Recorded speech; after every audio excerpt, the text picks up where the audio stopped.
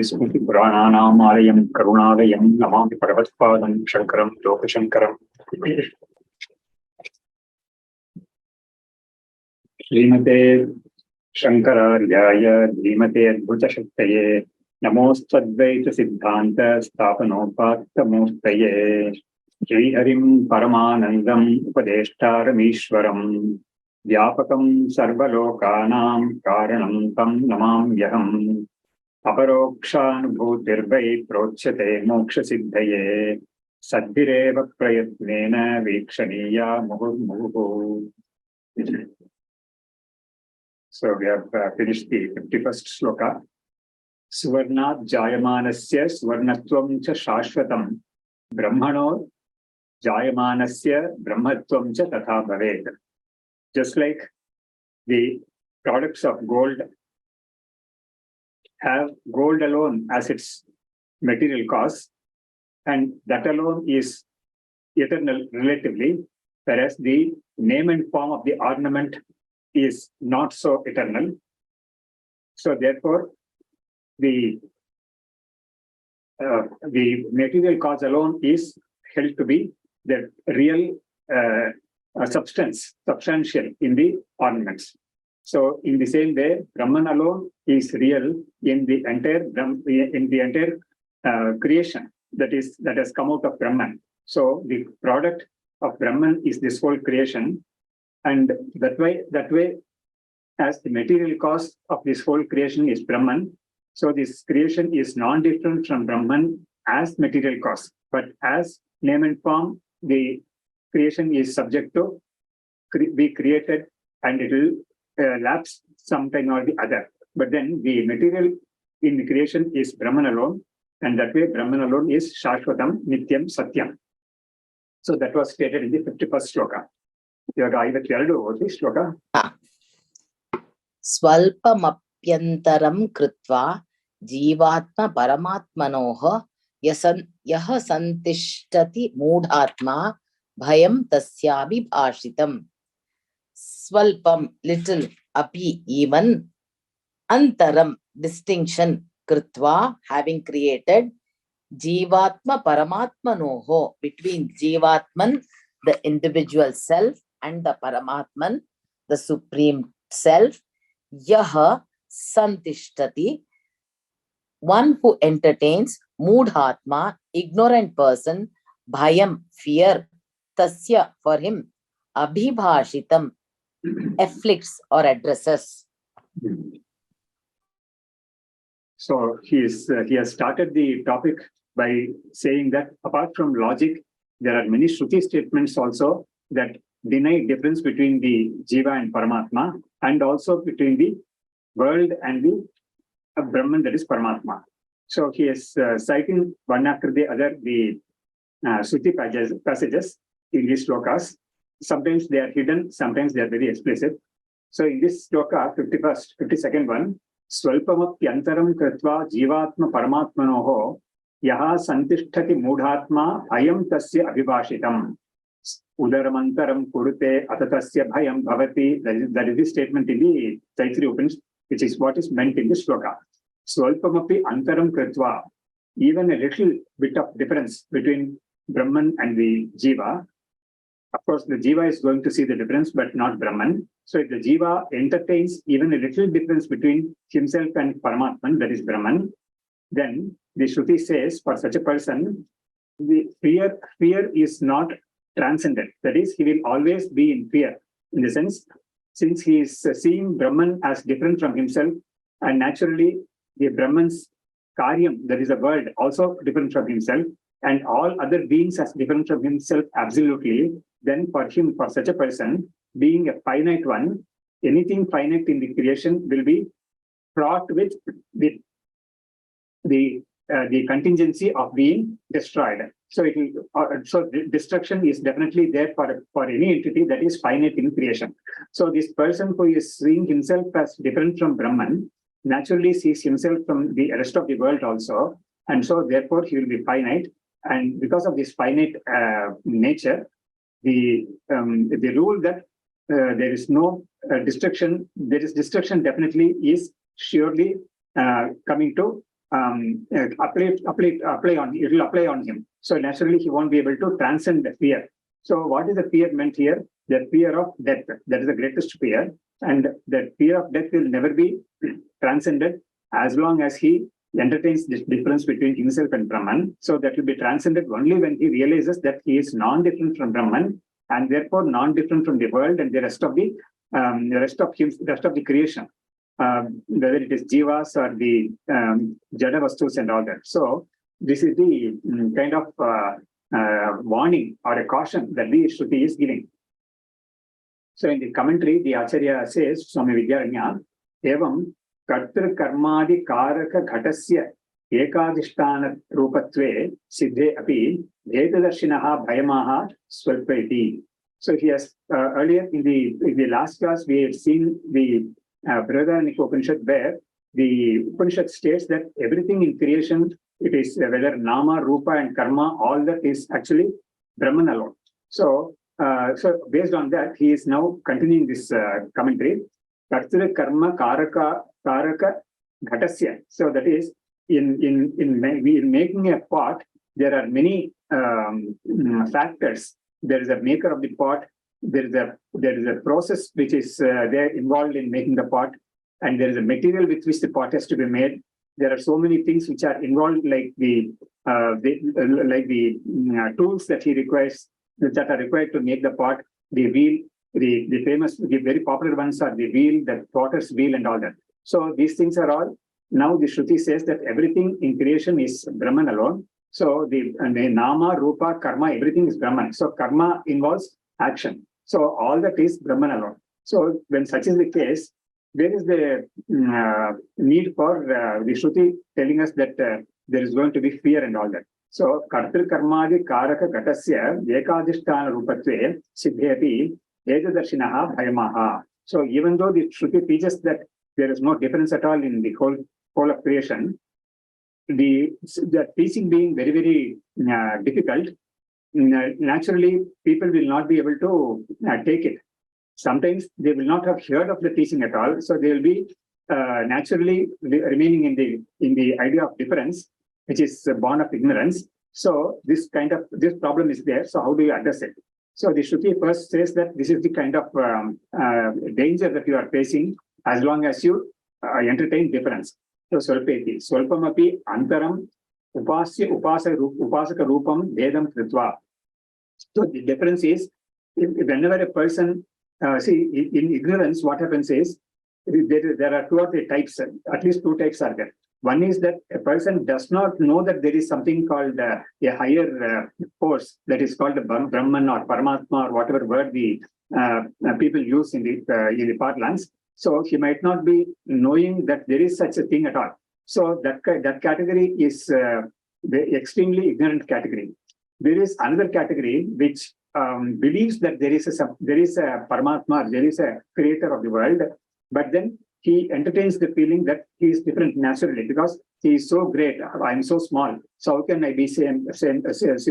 How can I be the same as him? So these kind of difficulties will be there. So this ignorance will be of many types, and at least two types we can see here. So the Acharya says that upasya upasaka bhava rupa veda. So a person believes that there is Brahman, but then he thinks he definitely comes to a conclusion that the Brahman is different from me, and it is always upasya, and I am only an upasaka. So this kind of difference, if a person entertains, then also he is not freed from fear, because there is a rule in the Bhagavad Gita, ye yatha mam prapadyante tam stateva bhajamyaham. So a devotee, in whichever form he approaches me, I respond to him in the same mode.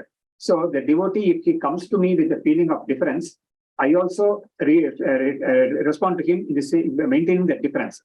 So this kind of rule is there. So as you sow, so you reap. These kind of things are there. So if the devotee feels that, if a jiva feels that he is Brahman is different from me and ever different from me, so this jiva is never ever going to come out of ignorance. So that fear of death, or death, which means being born again and again, is always there. So swalpamapi antaram upasya upasaka rupam vedam kritva kalpitva yes tishtati tasya bhayam bhashitam. So the fear for such a person has been stated in the Upanishad.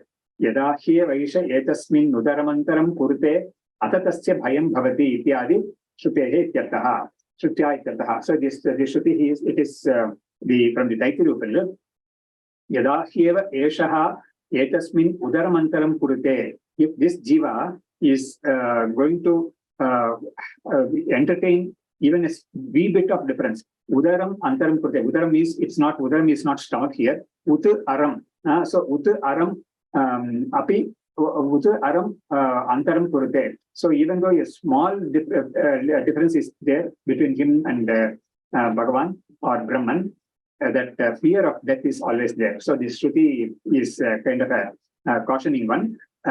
So here we can always also think of another Shruti, which is the Ishavasya Upanishad, where also the Upanishad very clearly says that you have to know that alone as Brahman, which people do not meditate upon as different from themselves. So the Upanishad very clearly wants to say that in the world, generally, people will be meditating upon Brahman or Bhagavan as different from themselves. So they see Bhagavan as an object, different from themselves. Idam. So idam is object. Aham is myself, the subject. So they always see Bhagavan as an idam of entity or object. And the Upanishad says that you should never know this kind of a Brahman, which is seen as different from oneself as the Upanishadic Brahman. So the Upanishad wants to say that clearly that what constitutes the real Upanishadic Brahman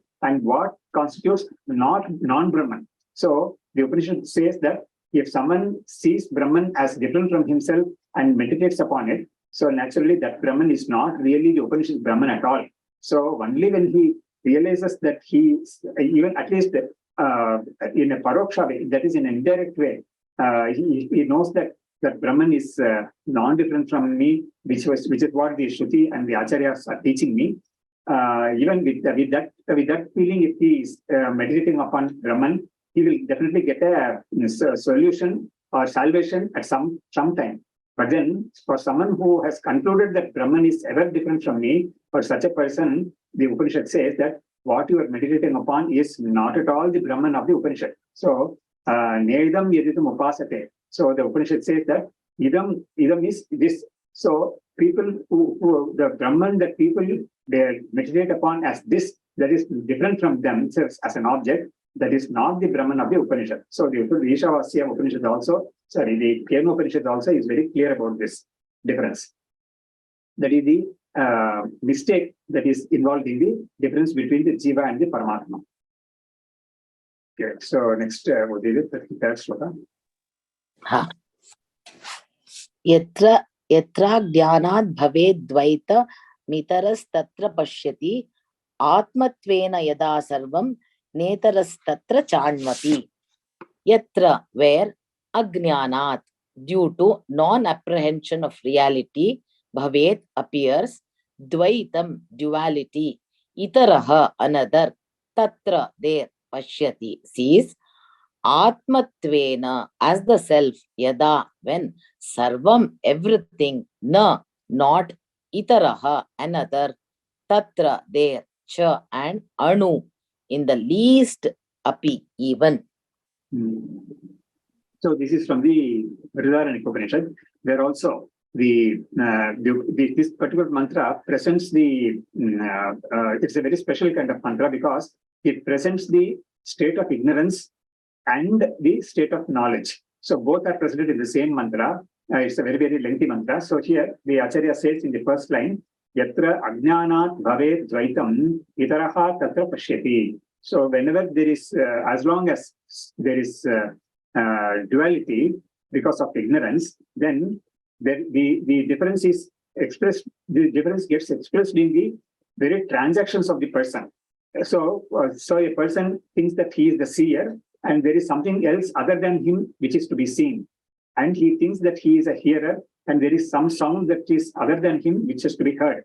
So this is the kind of series. So hearing, touching, smelling, tasting, everything is involved there. Thinking also is involved there. So yatra ajnanat bhavet dvaitam itaraha tatra pashyati. So whenever there's a duality, there are two parts in it. So one part is the comprehending part, the other one is the comprehended part.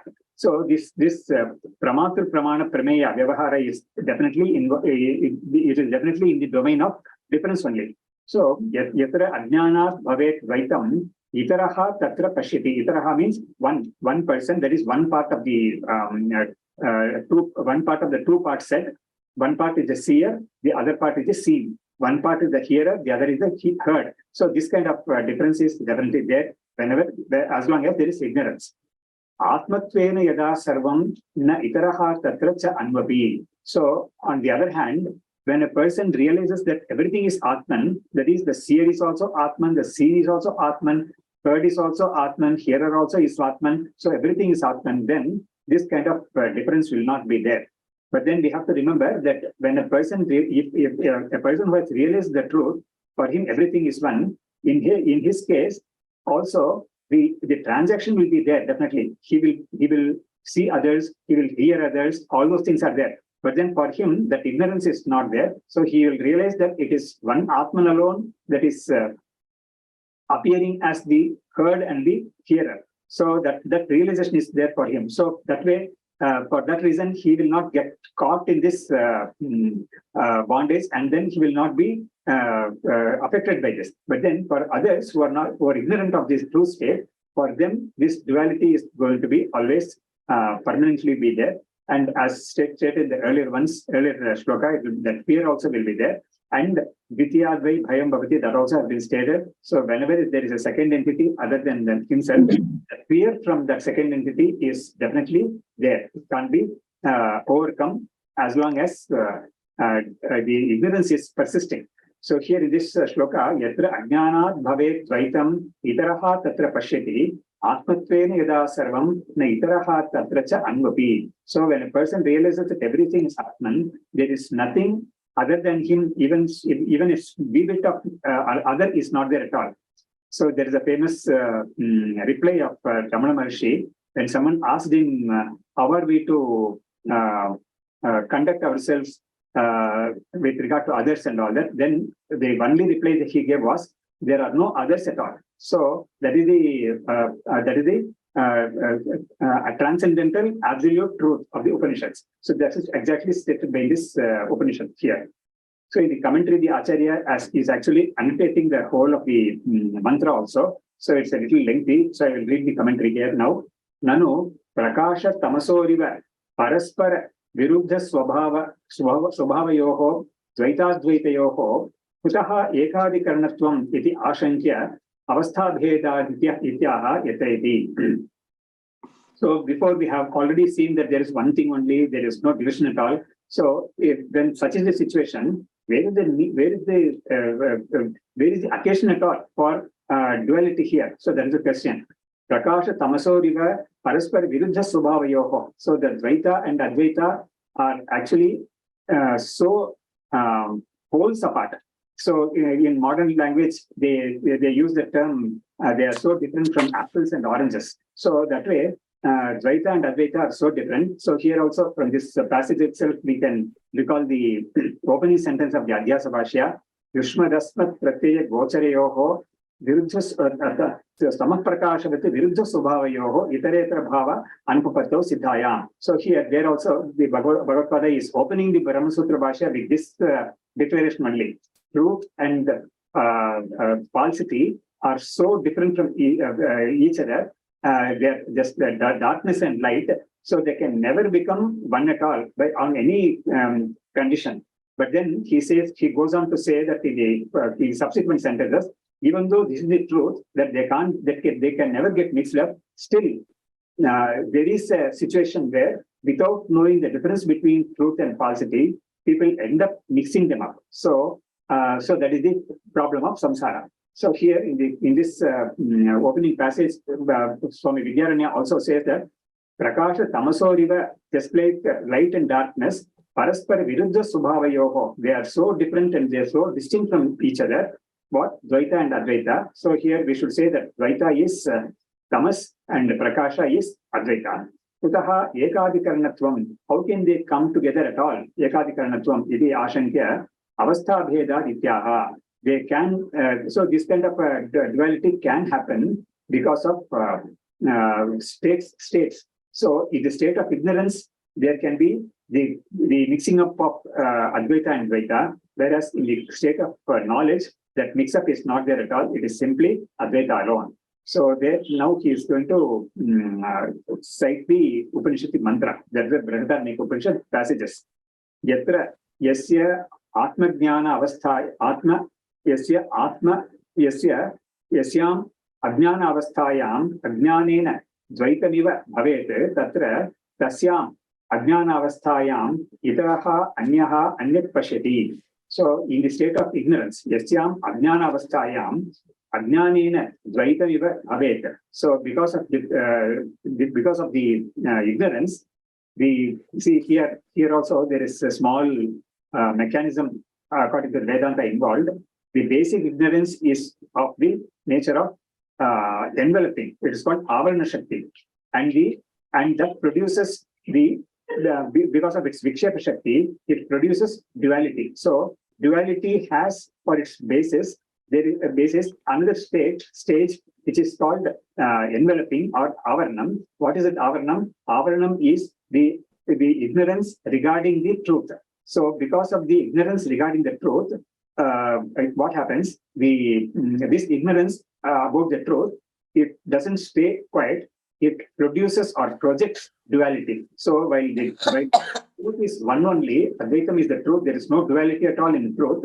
Because of the ignorance about the truth, it's that the nature of avidya. There's the nature of avidya. So first it envelops the truth or covers the truth, and then it projects the duality of that. The truth is projected as something else, and that duality is there. So yatra yasyam ajnana avasthayam ajnanena dvaitamiva bhavet. So because of ajnana, there is no real dvaita. Even that dvaita that ajnana projects is actually, it's only a seeming dvaita. It's not real dvaita. So dvaitamiva bhavet tatra tasyam ajnana avasthayam itaraha anyaha anyat pashyati. So itaraha itaram pashyati means one A sees B or A interacts with B, A tastes B, A smells B. So that interaction is there. Definitely when there is an interaction, there have to be minimum two entities there. So now he is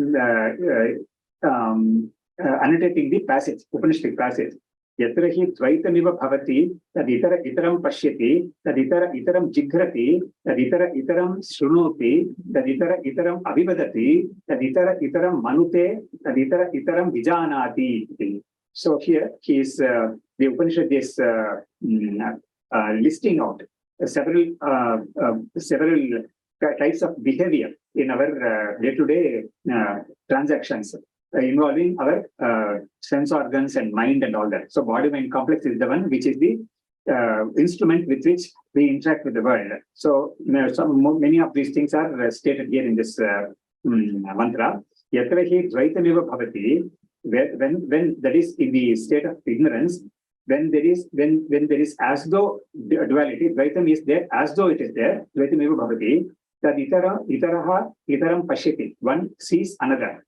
Tad itaraha itaram jigrati, one smells another. Tad itaraha itaram shrunoti, one hears another. Tad itaraha itaram abhivadati, so one speaks to someone else. Then tad itaraha itaram manute, a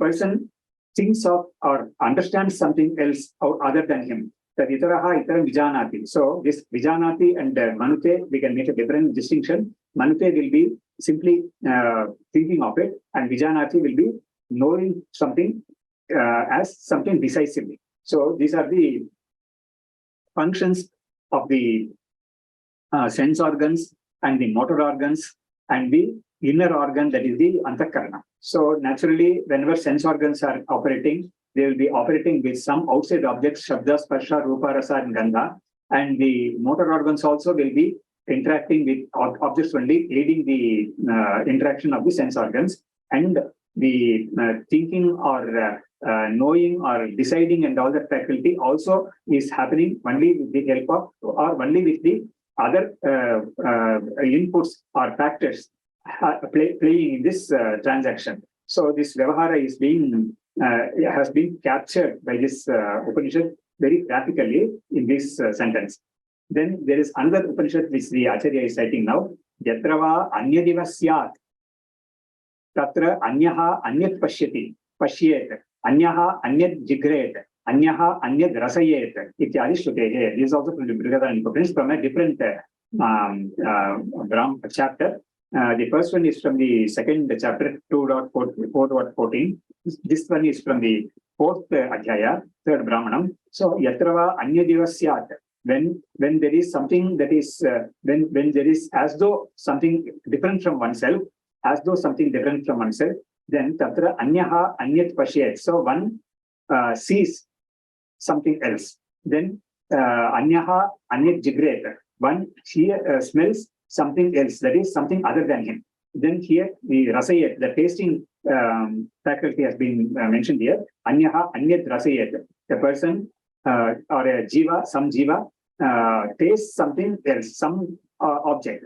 Rasayet ityadi shrutehe. Cha shabdaha podvoktat vailakshanyam suchayati. So for the next in the next line, atmatvena yada sarvam tatra cha anvapi. So cha anvapi. So even a wee bit of difference is not going to be there in this state of knowledge or realization or enlightenment. So for that also the Shruti is there. He is going to cite that.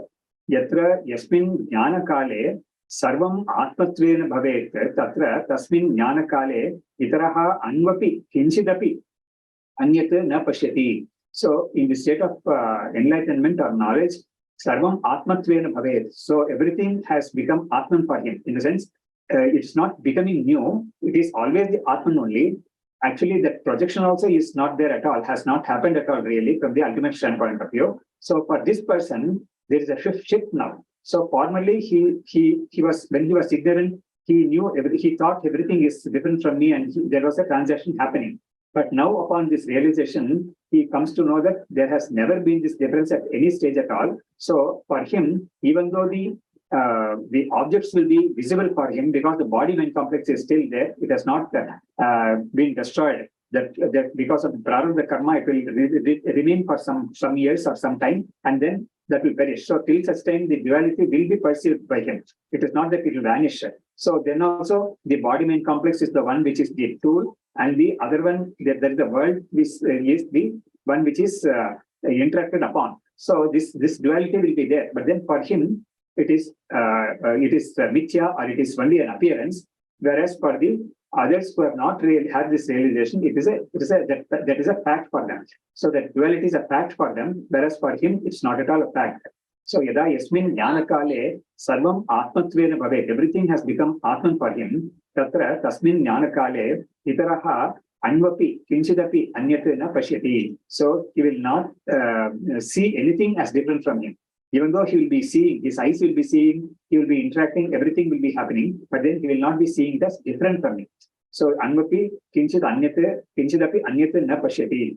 So this kind of situation has been stated in the Gita, 5th chapter as, or the third chapter as guna guneshu vartante iti matva na sajjate. So he realizes that it's actually an interaction not between me and something else, but actually it's an interaction between two anatmas only. So in the anatma domain only this interaction is happening, but not in the atman domain. So he realizes that way. So the Gita says that he knows that the sense organs which are products of Prakriti are interacting or contacting the sense objects which are also product of Prakriti. So within the Prakriti domain only this interaction is happening, whereas the Atman is ever the witness or the Sakshi. So this is a very important point the Gita makes repeatedly, and the 13th chapter in the Gita has been dedicated for this alone, to differentiate the actual seer from the Prakriti. So the Purusha is differentiated from the Prakriti, and beautifully the Gita demonstrates how the interaction, everything is happening only in the domain of the kshetram adu prakriti. So the fifth and sixth slokas there, Mahabhutan Yahankaro Buddhir Abhyaktamevacha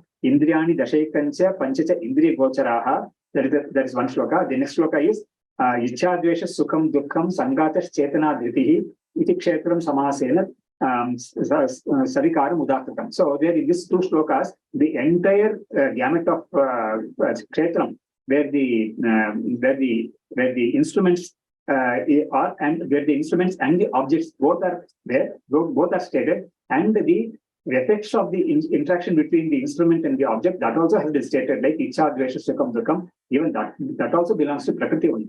So that has been beautifully stated there. So here also we can recall all those things here. So the Acharya now concludes by citing this Brihadaranyaka mantra, that is the second part of the first mantra that we saw, 2.14.14. The second part is now stating that is the state of enlightenment.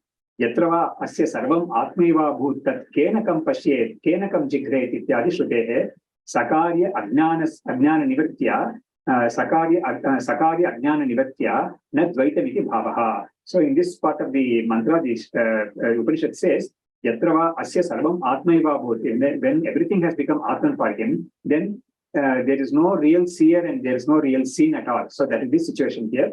So from this Shruti, the Acharya concludes that Sakarya Ajnana Nivartya. So this part of the Shruti clearly says that the Ajnana has been completely dispelled. That is, the ignorance has been dispelled by knowledge.